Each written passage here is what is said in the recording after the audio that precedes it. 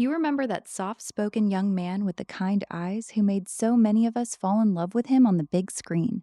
The one who skated into our hearts in ice castles and left us aching in Ode to Billy Joe. At 70, the story of Robby Benson is far more painful than any movie role he ever played. What happened to him is something most people never knew, and once you hear it, you will understand why so many call it a quiet tragedy.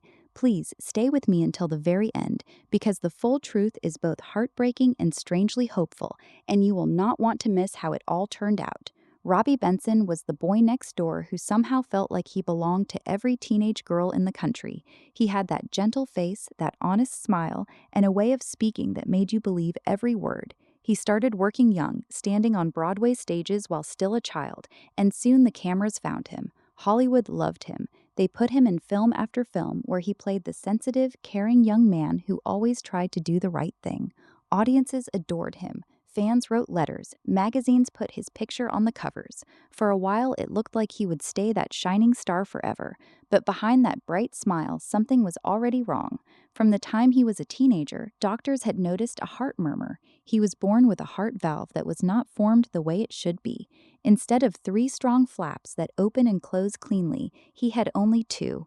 That small difference forced his heart to work harder every single day of his life. At first, the problem stayed quiet. He kept running, playing sports, and pushing his body the way young athletes do. He even ran a full marathon and finished strong. No one looking at him would have guessed that his heart was slowly wearing out. Then the warning signs grew louder. In his late 20s, the dizziness started. He would lose his breath for no clear reason. Sometimes the world would go dark for a few seconds. He hid it the best he could. In Hollywood, any talk of a weak heart could end a career overnight.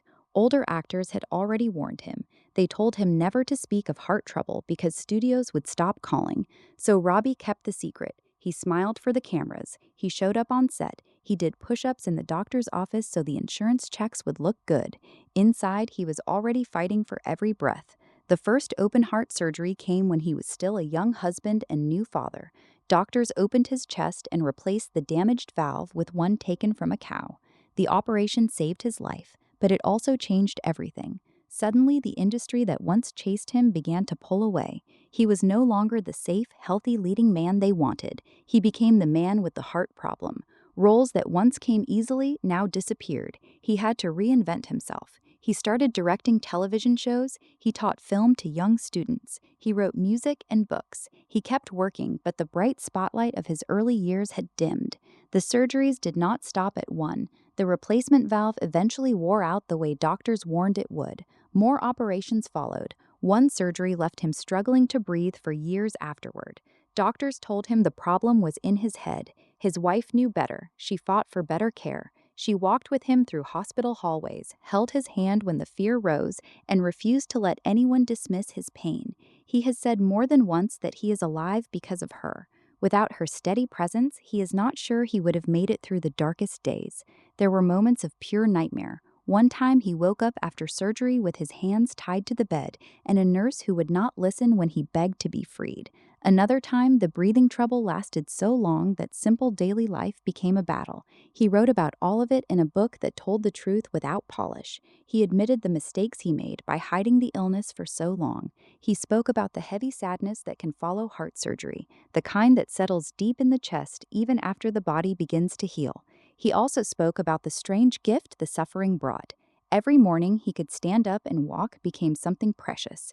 Every breath that came easily felt like a quiet miracle. Through it all, he stayed married to the same woman who had stood beside him from the beginning. They raised two children. He kept creating. He directed popular television shows. He lent his voice to one of the most famous animated characters in movie history, the Beast in Beauty and the Beast. Later in life, he even returned to acting in smaller but meaningful roles. He taught young people how to make films. He raised money for heart research so other families might not face the same long fight. He never became bitter. Instead, he seemed to grow softer and wiser with each hard year. Now at 70, the man who once filled movie theaters sits quietly in a different kind of light. The face is older, the hair is thinner. The famous blue eyes still hold the same gentle warmth, but they have seen things most of us never will. He has lived through 4 times when doctors opened his chest and touched the very muscle that keeps a person alive. He has felt the industry turn away because of something he could not control. He has watched friends and colleagues pass on while he kept fighting to stay. Yet he is still here. He still works. He still loves the people closest to him. He still finds reasons to smile. The tragedy is not that he is gone. The tragedy is how much of his early promise was taken by a hidden defect and by an industry that had no room for weakness. The tragedy is the years of pain he carried in silence so he could keep providing for his family. The tragedy is the way a bright young career was forced to change course because of a heart that never worked the way it should. And yet the story does not end in pure sorrow. There is courage in the way he kept going. There is love in the way his wife never left his side. There is quiet strength in the decision to speak openly later so that others might learn from what he lived through.